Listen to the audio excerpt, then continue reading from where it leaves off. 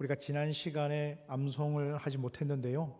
우리가 한 번 더 쉬어가는 차원에서 오늘 말씀, 지난주 말씀을 똑같이 실었습니다. 우리 함께 읽으면서 다음 주까지 이 말씀이 내 삶의 표대 되게 하여 주시고 이 말씀이 나의 삶의 기준 되게 하여 주시옵소서. 우리 기도하시는 마음을 한번 낭독하도록 하겠습니다. 시편 50편 23절의 말씀입니다. 감사로 시작.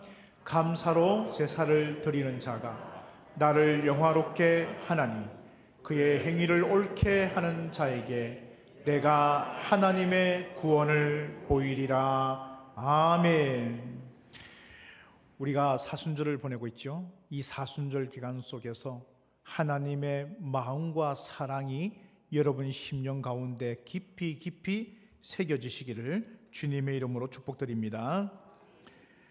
오늘 본문의 말씀의 제목은 조급함이 주는 영적 실수들이라는 제목으로 하나님 말씀을 전하도록 하겠습니다. 스페인 바르셀로나 시에 위치한 사그라다 파밀리아 성당이 있습니다. 천재 건축가로 알려진 안토니오 가우디가 설계한 건축물이자 그의 심혈을 기울인 야심작으로서 고딕 성당의 전통을 잘 개성하면서도 가우디의 독창적인 형태와 구조를 갖춘 건물로 인정을 받고 있습니다.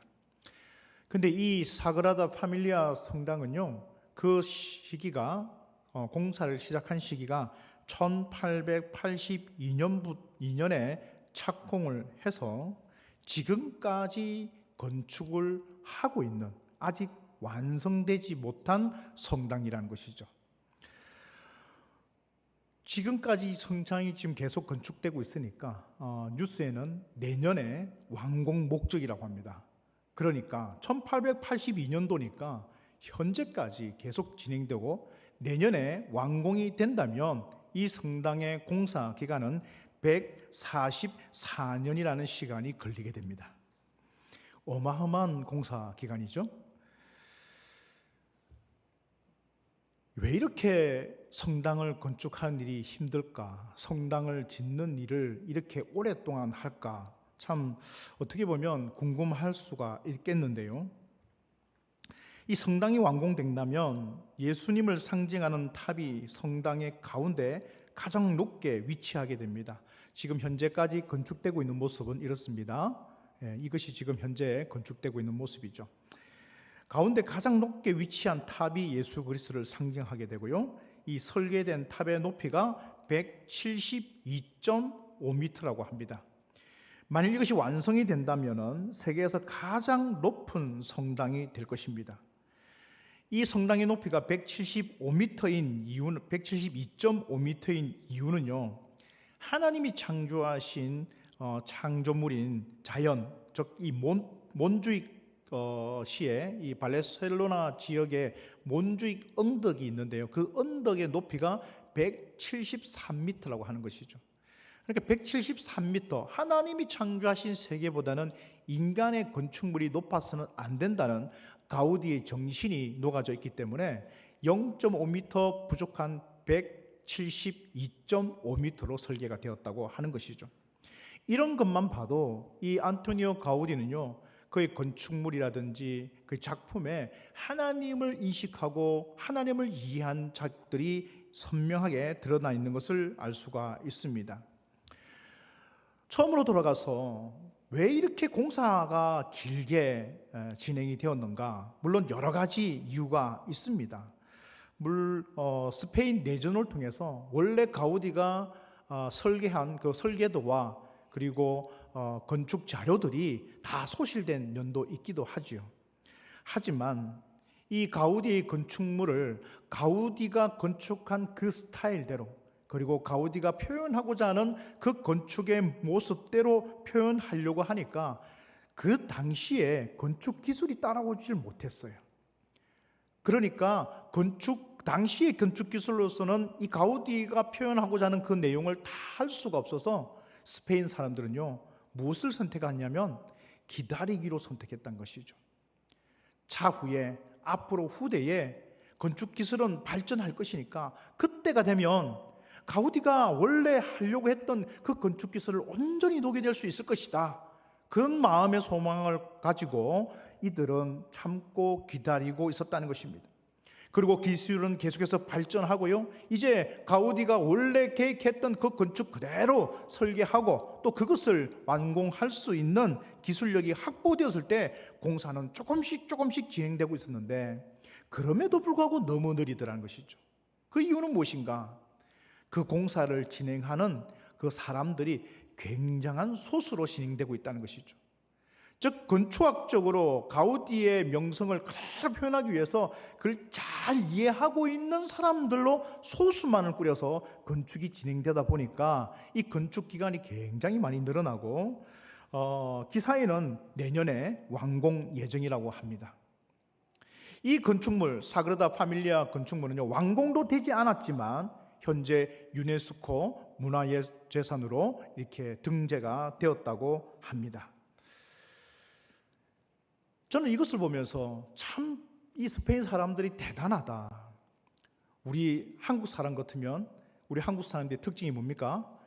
빨리빨리 아닙니까? 뭐든지 한번 시작하면 단기간에 뭔가 결과를 드러내는 것이 직성에 풀리는 한국 사람의 입장에서는 이러한 내용들이 상당히 낯설게 여겨지는 것이죠. 이 스페인 사람들은 속도가 중요한 것이 아니라 완성이 중요한 것이죠. 얼마나 더 가우디스럽게 만들어내는가? 가우디의 정신, 가우디의 표현하고자 하는 그 건축 양식을 잘 표현하기 위해서는 시간이 중요한 것이 아니라 그것을 완성시키는 것이 중요하다는 사실을 깨닫게 된 것이죠. 저는 이 내용을 보면서 우리 믿음이 그런 것 같습니다. 여러분, 때로는 우리 믿음 생활이라는 것은 기다림의 연속입니다. 하나님 앞에 신앙생활을 할 때 참 그런 것 같아요. 하나님이 내게 주신 약속도 있고요. 하나님이 내게 주신 비전도 있고요. 하나님이 내게 주시는 은혜도 있습니다. 그래서 그 은혜와 그 약속과 그 비전 붙들고 믿음으로 탁 살아갈 때 뭔가 길이 쫙 열리고요. 하나님 앞에서 그 일들이 탁탁 진행되고요. 형통하고 그 비전이 나타나는 그 비전이 이루어지는 그런 상황들, 이것이 내 눈앞에 착착 보이면 신앙생활 하는 것이 얼마나 재밌겠습니까? 그런데요, 우리가 신앙생활을 1년, 2년, 10년, 20년 해보면요, 믿음생활, 신앙생활이라는 것이 꼭 그렇게 되지는 않더라는 것이죠. 때론 지루하리만큼 기다림의 시간이 늘어질 때도 있고요. 뭔가 보일 듯 말 듯 하지만은 여전히 안개 속에서 비전과 확실한 증거가 나타나지 않는 그런 애매모호함의 시간들, 그런 지루함의 시간들, 마냥 기다려야만 한다는 그 불안함과 조급함의 시간들이 우리 앞에 있을 때가 너무 많더라는 거예요. 여러분 그렇지 않습니까? 여러분들은 그런 삶 가운데 믿음 생활을 하고 있지 않습니까? 믿음은요, 그래서 저는 잘 기다리는 것이 믿음 생활 잘하는 것이다 라고 생각을 합니다. 많은 사람들은 이 기다림의 시간을 견뎌내지 못해서 그 기다림 시간 동안에 주어지는 불안, 염려, 걱정, 초조함, 이런 것들을 견디지 못해서 어떤 사람은 낙오하기도 하고 어떤 사람은 떠나가기도 하고 어떤 사람은 실수를 하는 사람들도 참 많더라는 것이죠. 때문에 우리 큰꿈교회 성도들은요, 이 믿음의 기다림의 시간을 은혜의 시간으로 바꿔놓을 수 있는 그런 영적 에너지와 힘이 있으시는 우리 성도 되시길 주님의 이름으로 축복드립니다. 오늘 본문의 말씀에는요, 그 기다림의 시간을 우리와 같이 잘 기다리지 못한 한 가정을 소개하고 있습니다. 오늘 본문의 말씀 1절과 2절 말씀을 읽으면서 본문 안으로 들어가 보도록 하겠습니다. 본문 1절과 2절입니다. 시작.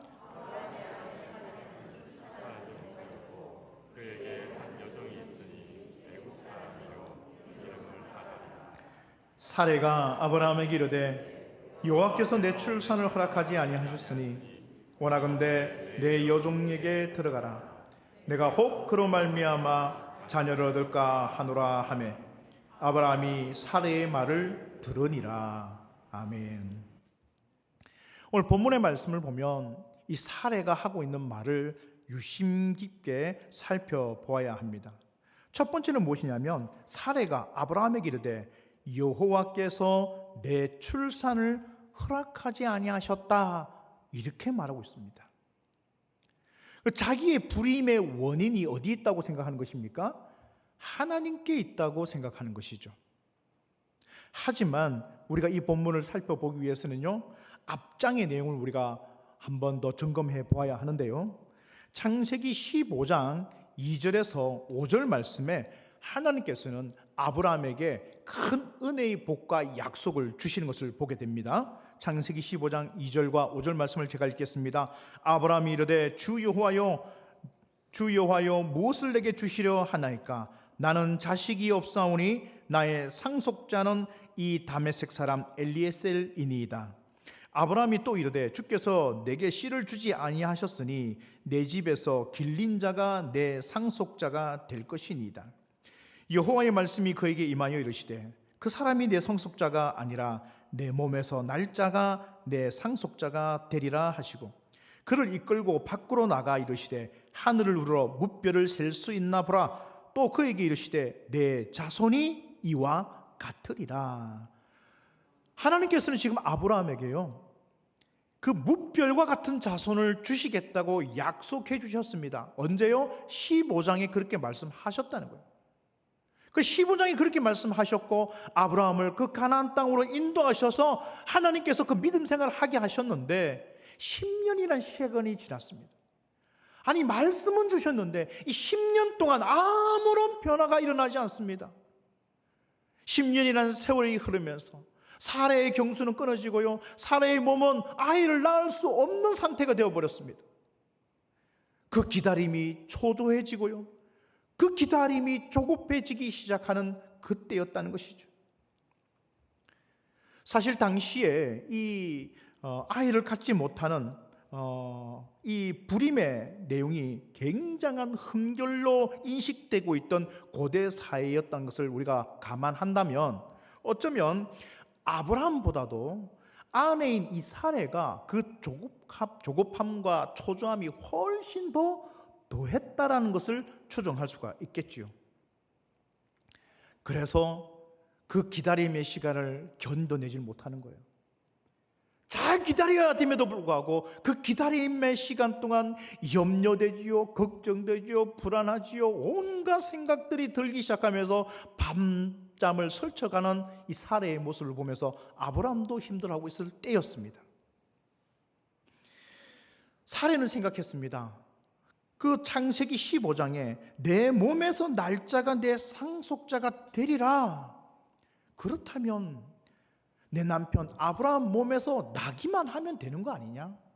아브라함 몸에서 날 수만 있다면 되는 거 아니냐? 꼭 내 몸은 아니라도 되지 않느냐? 하나님의 말씀을 이렇게 자의적으로 해석하는 잘못을 저지르고 있더라는 것입니다.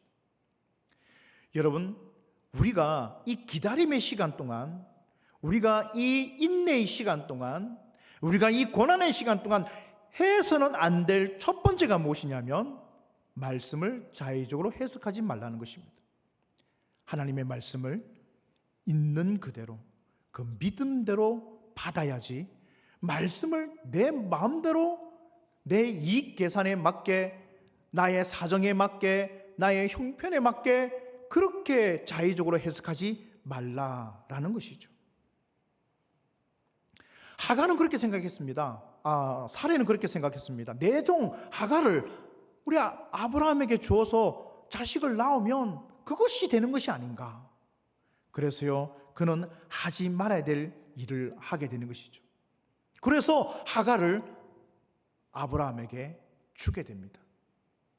여러분, 이것을 보고 저는 뭐라고 얘기하냐면 신앙의 반칙이다라는 것입니다. 신앙생활에는 절대로 반칙이 통할 수가 없습니다. 하나님은 질서의 하나님이시고요, 그 질서의 하나님은 반드시 그 질서를 통해서 믿음의 자손들을 우리에게 주시고 믿음의 복도 우리에게 주시고 하나님의 은혜도 우리에게 주신 것입니다. 하나님은 무질서의 하나님이 아니십니다. 때문에 교회도 그 질서가 바르게 세워질 때 하나님의 교회가 성장해야 될 줄 믿으시길 바랍니다. 교회도 그 질서를 바르게 세워나가는 것이죠. 그래서 축구 경기에서 이 오프사이드라는 규칙이 있다는 것 잘 아시죠? 오프사이드라는 것은 이제 수비수보다 상대의 공격수가 골문 앞 가까이 더 나아가서는 안 된다는 것입니다. 만일 상대 공격수가 상대방의 수비수보다 더 앞으로 나가게 돼 있으면 그 공격수에게다가 전달하는 그 어떤 패스가 있다 하더라도, 아무리 멋진 패스가 주어지고 아무리 기가 막힌 스루 패스가 주어진다 하더라도 그것은 반칙이라는 거예요. 반칙. 여러분, 축구 경기를 하실 때 그런 경기를 많이 보셨지 않습니까? 오프사이드를 통해서 골을 넣었습니다. 그런데 너무 간발의 차예요. 정말 육안으로는 확인할 수 없는 그런 간발의 차이였는데요, 공격수가 그 골을 패스 받아서 멋지게 골을 넣어서 골망을 흔들게 되고, 방송국마다 또 사회자 앵커가 골 하면서 소리를 치고, 그에 있는 많은 관중들이 환호성을 치고 그렇게 했다 할지라도, 옵사이드를 관찰하는 부심의 깃발이, 옵사이드 깃발이 탁 올라가면요, 그 골은 어떻게 됩니까? 무효가 되는 거예요. 무효가 된다는 거예요. 잘 알아야 됩니다. 여러분, 신앙생활에 반칙은 통할 수 없습니다. 여러분, 우리가 꼼수를 부려서는 안 된다는 거예요. 하나님은 모든 것을 감찰하시기 때문에 우리가 자의적으로 해석해서 그것을 해나가는 그 모든 것들을 하나님은 다 알고 계시다는 거예요. 넌 반칙이야 하면 내가 아무리 헌신하고 수고하고 내가 노력했다 하더라도 그것은 하나님 앞에 무효가 된다는 거예요. 아무런 가치가 없다는 거예요. 실컷 다 해놓고, 실컷 다 봉사해놓고, 실컷 다 헌신했고 무효, 이런 선언이 내려진다면 그 신앙생활이 얼마나 힘들겠습니까? 하갈은요, 그 무효의 신앙을, 그 무효의 일을 지금 계획하고 하고 있더라는 것이죠. 우리 신앙의 옵사이드가 되지 않도록, 여러분, 그래서 우리의 신앙을 정말 두렵고 떨리는 마음으로 믿음 생활해야 된다는 것을 우리에게 잘 보여주고 있는 것입니다. 때문에 저는 여러분에게 다시 한번 말씀드립니다. 믿음 생활이라는 것은 어찌 보면 기다림이라는 이 지루한 시간을 견뎌내는 것 또한 하나님이 우리를 훈련시키시고 연단시키는 또 하나의 과정이라는 사실을 기억하면서 이 기다림의 시간을 잘 이겨내시는 믿음의 종들 되시길 주님의 이름으로 축복드립니다. 본문 4절 말씀 읽으면서 두 번째 넘어가겠습니다. 본문 4절입니다. 아브라함이 시작.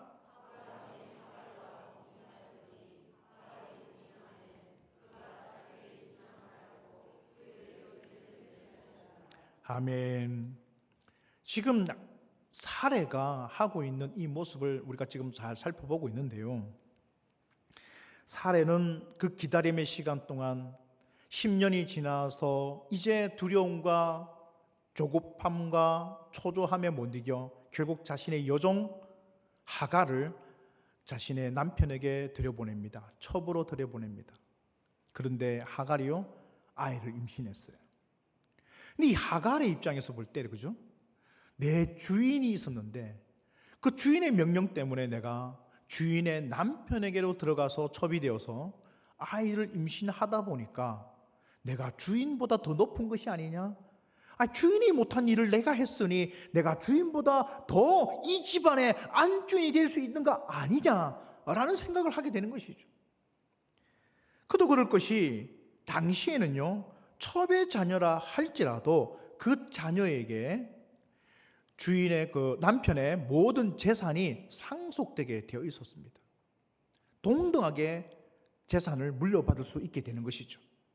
그러니까 지금 자신의 아이를 임신했습니다. 그러면 이 가정에, 이 집안에 모든 재산이 내 아이의 것이 된다고 생각하니까 하갈이요, 야, 이제 내가 안주인 아니냐? 내가 이 집안의 안주인이 아니냐? 그런 마음이 들기 시작하는 거예요. 그래서 이 하갈이 사례, 주인인 사례를 멸시하고 모욕까지 하는 것입니다. 사례 입장에서 볼 때는요, 너무나 황당하고 억울하기까지 하는 것이죠. 자신이 잘못한 것을 생각하지 못한 채 지금 하갈이 하고 있는 이것을 보면서 너무 원망스럽고 분통이 터지더라는 것입니다. 때문에 우리는 잘 생각해 봐야 합니다. 어떻게 보면 하나님이 기다리라 했을 때 기다리기만 했으면 이런 일이 일어나지도 않았을 것인데, 지금 사례가 자의적으로 해석하고 성급했고 조급함에 못 이겨서 선뜻한 이 실수 때문에 이런 일들이 일어나면서 자신의 주인의 자리마저도 위태롭게 되어가는 이 상황, 이것이 너무나 힘든 상황이라는 것이죠. 저는 이 말씀을 묵상하면서 그런 마음이 들었습니다. 참, 우리 신앙이 그런 거구나. 내가 조그만한 것 하나 타협하고 내가 조그만한 것 하나 내어주기 시작하니까 결국에는 내 신앙의 주도권이 넘어가 버리더라는 것입니다. 넘어가 버리더라는 것입니다. 어떤 분이 그렇게 말씀하신 것을 들었습니다. 직장에 가서 술자리를 같이 하는 것이 너무 힘듭니다. 그래서 술자리를 같이 안 하려고 이리 핑계 저리 핑계 대고 안 하려고 하는데 어쩔 수 없이 같이 했는데 자기에게 술을 따라주는 상사가 그렇게 말하더랍니다. 아이고, 김대리, 뭘 그렇게 깐깐하게 굴어? 나도 집사야, 나도 집사. 내가 알고 있는 장로님도 다 술 마시고 그래. 괜찮아, 괜찮아. 별거 아니야. 사회생활 그렇게 하는 거지. 뭐 신앙 목사 할 거야? 그러더라고요. 그래서 한 잔 받아 마시고 또 두 잔 받아 마시고, 이러면 아닌데 이건 아닌데 이건 아닌데 이건 아닌데 하면서 점점점 내 삶에 무너져가는 신앙의 벽돌 한 장 한 장들. 물론 그것 하나가 표가 나지는 않습니다. 그것 하나 내가 타협했다고 해서 내 신앙이 깡그리째 무너지는 것은 절대로 아닙니다. 하지만 우리가 잘 생각해야 될 것은 은연중에 우리가 그렇게 세상과 타협하면서 내어주고 있는 나의 조그마한 신앙의 벽돌 한 장이 있지는 않은지, 내가 지금 세상과 믿음에 구별된 삶으로 그리스도의 빛을 바라며 그 선한 행실로 말미암아 믿지 않는 자들에게 복이 되어야 되는데, 빛이 되어야 하는데, 어느 순간 나도 그렇게 내어주고 있는 내 신앙의 조그마한 부분들, 어떻게 보면 별것 아닌 것, 어떻게 보면 아무것도 아닌 것이었는데 하나씩 하나씩 내어주다 보니까 내 신앙의 주도권이 넘어가 버리더라는 것입니다. 내 믿음을 내가 못 세워요. 내가 못 세워. 내 믿음을 내가 지키지를 못해요. 환경이 되어지고 상황이 되어져야만 믿음 생활할 수 있는 그런 신앙으로 전락하더라는 것입니다. 믿음의 주도권이 빼앗겨버린 신앙, 신앙의 주도권을 넘겨버린 신앙, 그 신앙 얼마나 무능력한 신앙이 되겠습니까? 지금 사례를 한번 보십시오. 안주인이 누굽니까? 본인이 안주인 아닙니까? 그럼에도 불구하고 그 안주인의 자리를 지금 이 하갈에게 넘겨줄 수밖에 없는 이런 위협받는 상황, 멸시와 모멸을 받는 이 상황에 지금 사례가 봉착하고 있는 것을 보게 되는 것이죠.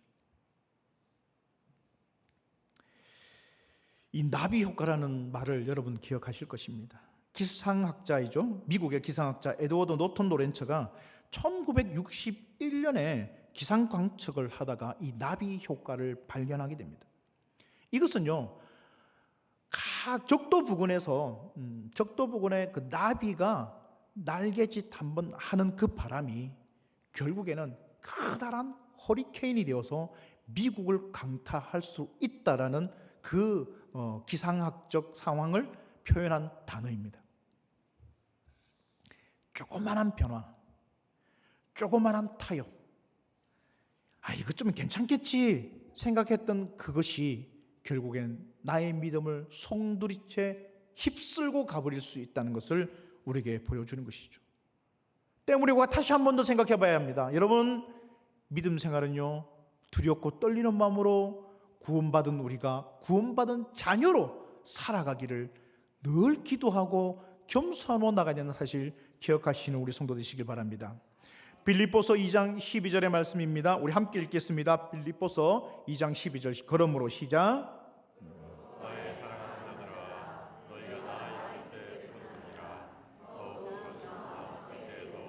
항상 복종하여 두렵고 떨림으로 너희 구원을 이루라. 아멘. 여기서 너희 구원을 이루라는 것은 구원 받으라는 말이 아닙니다. 이미 빌립보 교인들은 성도들이죠. 구원받은 사람들입니다. 사도 바울은요, 그 빌립보 성도들에게 구원받은 자로서 구원받은 자답게 사는 너의 삶의 구원을 이루어 나가라는 것입니다. 어떻게 해요? 두렵고 떨리는 마음으로 늘 자신을 점검하면서 나를 성찰하면서 나의 믿음을 하나님 앞에 내어놓으시면서 그 믿음 생활을 해나가시는, 그래서 승리하시는 이 기다림의 시간을 잘 이겨 되시는 우리 큰공교회 성도 되시길 주의 이름으로 다시 한 번 더 축복드립니다. 5절 말씀을 읽으면서 말씀을 마무리해 보도록 하겠습니다. 5절 말씀입니다. 사례가 시작. 사례가 아브라함에게 이르되 내가 받는 모욕은 당신이 받아야 옳도다. 내가 나의 여종을 당신의 품에 두었거늘 그가 자기의 신앙을 알고 나를 멸시하니 당신과 나 사이에 여호와께서 판단하시기를 원하노라. 아멘. 사례의 초조함과 조급함은요, 큰 실수를 했고요, 그 실수 때문에 지금 하갈, 자신의 종이었던 여자 하갈로부터 모욕을 받게 됩니다. 아마 이 사례의 마음이 굉장히 격노했던 것 같아요. 그래서 사례가 그 모든 책임을요 지금 누구에게 돌리고 있습니까? 남편 아브라함에게 돌리고 있습니다. 5절 상반절에 사례가 아브라함에게 이르되 내가 받은 모욕은 당신이 받아야 옳도다. 이 모든 사단의 원인이 누구 때문인데, 이 모든 모욕감이 도대체 누구로부터 왔는데, 무엇 때문에 시작된데, 당신 때문에 시작된 거 아닙니까? 당신이 모욕을 받아야지 왜 내가 모욕을 받는단 말입니까? 나는 하나님의 뜻을 이루려고 했습니다. 나는 하나님의 계획을 이루려고 했습니다. 지금 그 말을 하면서 아브라함에게 항변하고 있는 사례의 모습을 우리가 보게 되는 것이죠. 그러나 엄밀히 따지자면 자신의 여종이었던 하갈을 아브라함에게 넣어주자고, 아브라함에게 첩으로 하자고 제시한 사람이 누구죠? 본인입니다. 아브라함이 달라고 하지 않았어요. 사례가 먼저 아브라함에게 이야기를 했고 아브라함이 그걸 허락했던 것이죠. 물론 누구에게 더 책임이 있느냐? 둘 다 똑같습니다.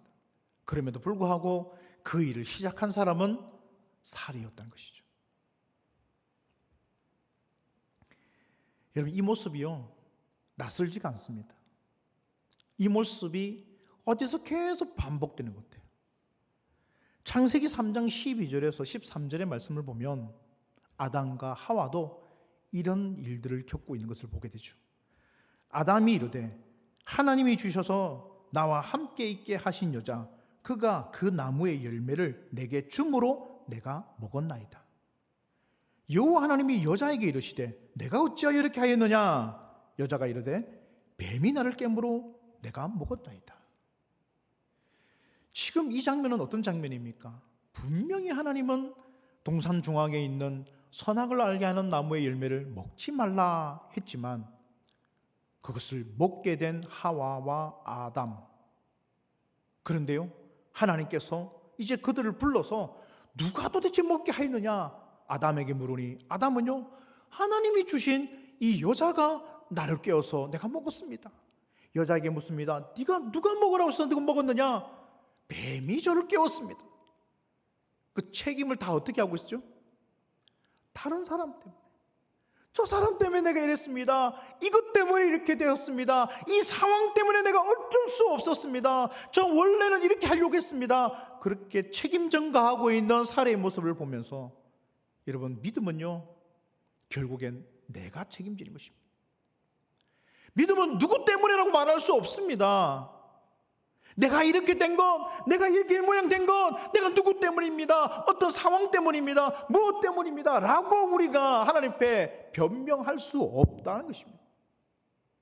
매 순간순간마다 결정해집니다. 매 순간순간마다 결단해야 됩니다. 그 결단 하나하나가, 자그마한 결정 하나하나가 쌓여서 나의 믿음을 튼튼히 세워야 되는데, 작은 타협 하나, 또 작은 타협 하나, 타협들이 쌓이기 하면서 내 신앙의 성전, 내 신앙의 집이 모래 위에 지은 집처럼 한순간에 확 무너지는 거예요. 교회 생활도 마찬가지인 것 같아요. 이 사람 때문에, 저 사람 때문에, 그렇게 누구 때문에라고 탓하는 사람 치고 믿음 좋아하는 사람 없습니다. 그렇게 누구 때문에라고 이야기하는 사람 치고 신앙 바르게 잘하는 사람이 없어요. 여러분, 사람을 의지하지 마시기 바랍니다. 우리가 의지해야 될 분은 오직 하나님밖에 없다는 사실을 기억하시기 바랍니다. 누구 때문에 하는 것입니까? 누구 때문에 이렇게 하는 것입니까? 여러분들이 헌신하고 수고하고 봉사하고 예배드리고 찬양하고 기도하는 것이 누구 때문에 하는 것입니까? 그런 거 아니라는 거예요. 이것이 만족되면 하고 이것이 만족 안 되면 안 하고 그런 것입니까? 그것이 어떻게 신앙이겠습니까? 하나님 앞에서는 그 어떤 것도 변명할 수 없는 것이죠. 믿음은요, 하나님 앞에 하는 것입니다. 사람 앞에 하는 것이 아니에요. 하나님 앞에 하는 것입니다. 그 앞에서 믿음으로 순결한 백성 되시길 주의 이름으로 축복드립니다. 야고보서 5장 9절에 그렇게 이렇게 말합니다. 야고보서 5장 9절의 말씀입니다. 형제들아, 시작.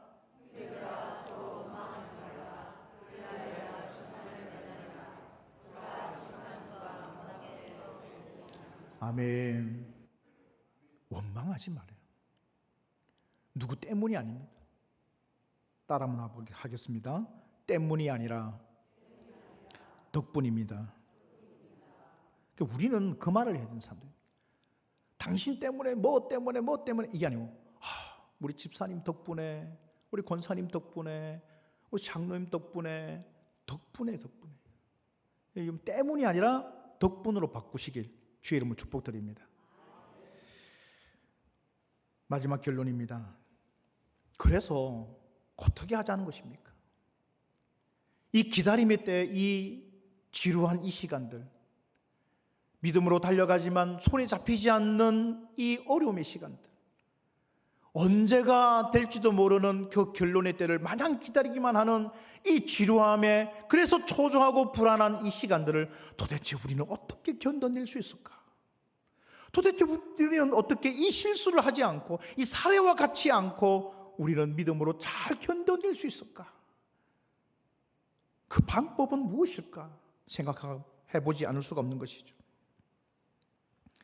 때문에 15장에서는 하나님께서 아브라함에게 약속을 주셨죠. 그리고 10년이 흘렀습니다. 16장에서 아브라함은 실수를 하게 됩니다. 사례는 실수하게 됩니다. 하지만요, 17장에 다시 하나님이 아브라함과 사례를 만나주시면서 말씀하십니다. 창세기 17장 1절 2절을 읽어보겠습니다. 창세기 17장 1절과 2절입니다. 시작.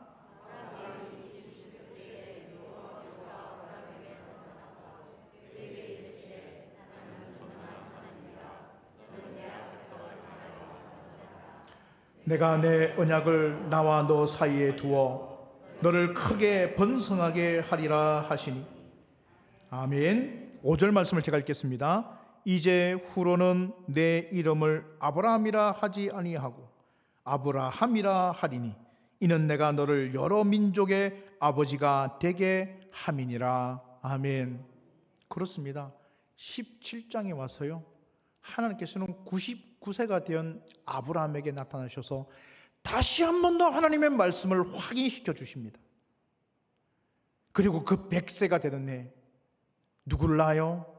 그 아들 이삭을 낳게 되는 것이죠.